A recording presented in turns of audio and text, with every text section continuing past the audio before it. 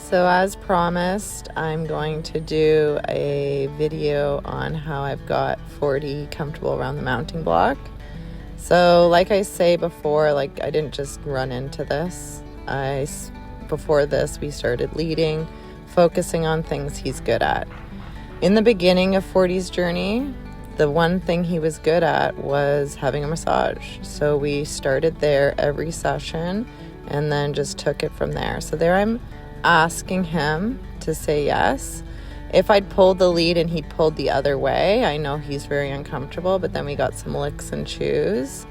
Sometimes there's zoning out, right? So you need to make sure, are you okay with this? Or, you know what? I like to carry the mounting block with me. That way it's not like some strange obstacle. Obviously that's not always possible, but that's what I like to do with him. And then he knows the mounting block is a part of what we're doing. So here I'm giving him a bear hug. I've already done this on the ground. Sometimes when you're on a stool or a mounting block, it makes the horse feel uncomfortable because you grow in size. They are prey animals. But as you can see, he's pretty comfortable with this. Yeah, so I've just probably spent at least 15 minutes before I do any mounting block stuff. There he puts his head down. So I've also trained him to put his head down. I recommend that being one of the big startup things that you teach your horse because it releases endorphins and helps them relax. So whenever 40's stressed out, I try and teach him, put your head down. You can do that with pressure points. I do it with the lead. I drop the lead and he can put his head down. He actually will do his own now. So here he is, licking and chewing. So he's not set up to the block, but I'm not worried about that right now. So he wants to sniff me up there. I am not looking for perfection. Right now, what I'm looking for is him being comfortable around the mounting block. And horses feel comfortable when their feet are moving. So if he wants to do circles, we just let him do circles. And here he's telling me big yes. Oh, what a cuddler. Massage has been a big thing to gain his trust. I feel he pretty well completely trusts me now, but as I've said in other videos, that can be broken pretty quick, right? So you want to make sure he keeps trusting you, and how I do that is I focus on what he's good at, and then I just add on. So the beginning of the sessions are just focusing on things he is good at, and he knows, and he's comfortable with. And then we just incorporate these new little learning sessions at the end. You'll notice I'm giving him a massage here. His head's really low. But he's not set up to the mounting block perfect. But I'm not, again, worrying about that. He's focusing on something else. And I just let him. I'm not controlling about him at all. I don't worry about what he's focusing on. Unless it's, going to put me in danger. Yeah, he wants to hang out. Good. This should be a friendly place. I like doing this before you break the horse. Some people just want to use it to get on. I don't agree with that. Get them used to you standing on the mounting block before. So at this point, he'd never even had a saddle on. Here we are again.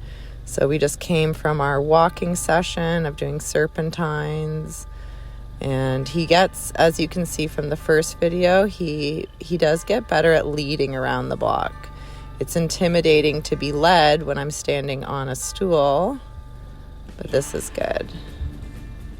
And he's looking out the door here. I'm just allowing that, just hanging out with him.